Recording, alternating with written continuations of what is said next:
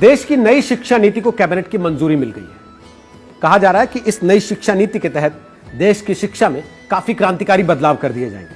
वैसे केवल शिक्षा नीति ही नहीं बदली है, बल्कि मानव संसाधन विकास मंत्रालय कहा जाने वाला मंत्रालय भी अब नाम बदलकर शिक्षा मंत्रालय कर दिया गया है।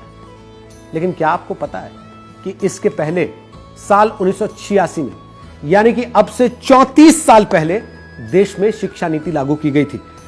इसके बाद आया साल 1992, यानी उसके ठीक 6 साल के बाद इसमें कुछ छोटे मोटे बदलाव किए गए, कॉस्मेटिक चेंजेस।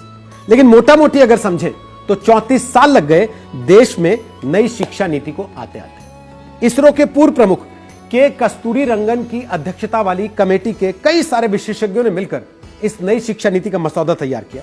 तो चलिए आज आपको आसान लहजे में समझाते हैं कि देश की नई शिक्षा नीति में ऐसा क्या क्या बदल गया है जो आपके जीवन में बदलाव लाए।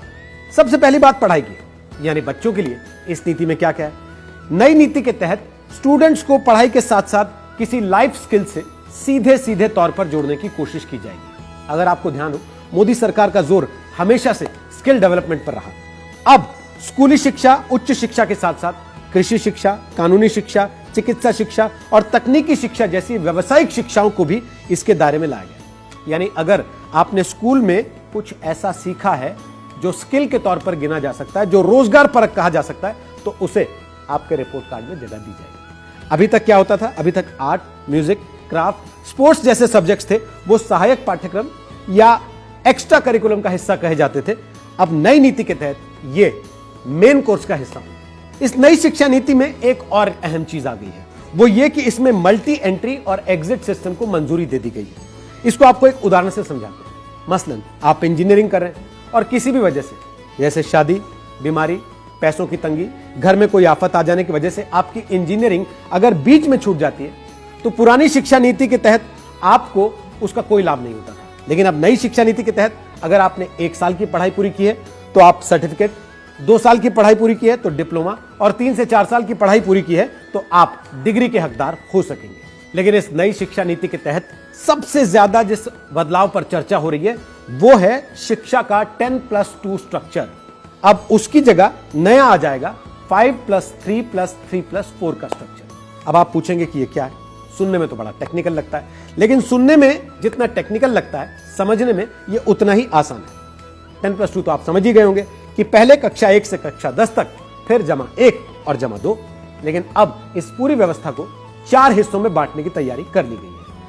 पहला भाग 5, यानी कि पहले 5 साल में प्री प्राइमरी स्कूल के 3 साल और कक्षा 1 और कक्षा 2 को मिलाकर एक फाउंडेशन स्टेज बना दी गई है, जिसमें पहली और दूसरी क्लास में भाषा और गणित पर काम करने पर जोर देने की बात की गई। नई शिक्षा नीति में 5वीं क्लास तक मातृभाषा, स्थानीय या फिर क्षेत्रीय भाषा में पढ़ाई का माध्यम रखने की बात कही गई है। दूसरा भाग 3, यानी 3 को क्लास 3 से 5 की तैयारी के चरण में विभाजित किया गया है। इसके साथ ही 4ठी और 5वीं क्लास के बच्चों के लेखन कौशल, मतलब राइटिंग स्किल्स पर ध्यान देने की भी बात कही गई। तीसरा भाग फिर से 3, अगले 3 को मध्य चरण यानी क्लास 6 से क्लास 8 तक बांटा गया है। इसमें 6ठी क्लास से वोकेशनल कोर्सेज शुरू करने की बात है। इसके लिए इच्छुक छात्रों को 6ठी क्लास के बाद से ही इंटर्नशिप भी करवाई जाएगी। और फिर चौथे भाग में कक्षा 9 से 12 को विभाजित किया गया है। इसके अलावा कुछ और ऐसी बातें हैं जो इस नई शिक्षा नीति के बारे में आपको जान लेनी चाहिए। मल्टीपल डिसिप्लिनरी एजुकेशन में अब आप किसी भी एक स्ट्रीम के अलावा उसके साथ साथ दूसरा सब्जेक्ट भी ले सकते हैं। माने अगर आप इंजीनियरिंग कर रहे हैं लेकिन साथ साथ आपको म्यूजिक का भी शौक है, तो आप उस विषय को भी साथ में पढ़ सकते हैं। अब स्ट्रीम के मुताबिक सब्जेक्ट लेने पर जोर नहीं रहेगा। रिसर्च में जाने की इच्छा रखने वालों के लिए भी नई शिक्षा नीति में नई व्यवस्था की गई है। उनके लिए 4 साल के डिग्री प्रोग्राम का एक विकल्प दिया जाएगा, यानी 3 साल की डिग्री के साथ एमए करने के बाद एमफिल करने की जरूरत नहीं रहेगी, वो सीधे पीएचडी में जा सकते हैं। इसका मतलब ये कि नई शिक्षा नीति में सरकार ने अब एमफिल को पूरी तरह से खत्म करने की बात कही है। नई शिक्षा नीति में छात्रों को यह भी आजादी होगी कि अगर वो कोई कोर्स बीच में छोड़कर कोई दूसरे कोर्स में दाखिला लेना चाहते हैं तो वो कोर्स से एक खास निश्चित समय तक ब्रेक ले सकते हैं और उसके बाद दूसरा कोर्स ज्वाइन कर सकते हैं। और जैसा हमने आपको पहले बताया कि मानव संसाधन विकास मंत्रालय का नाम बदलकर अब शिक्षा मंत्रालय कर दिया गया।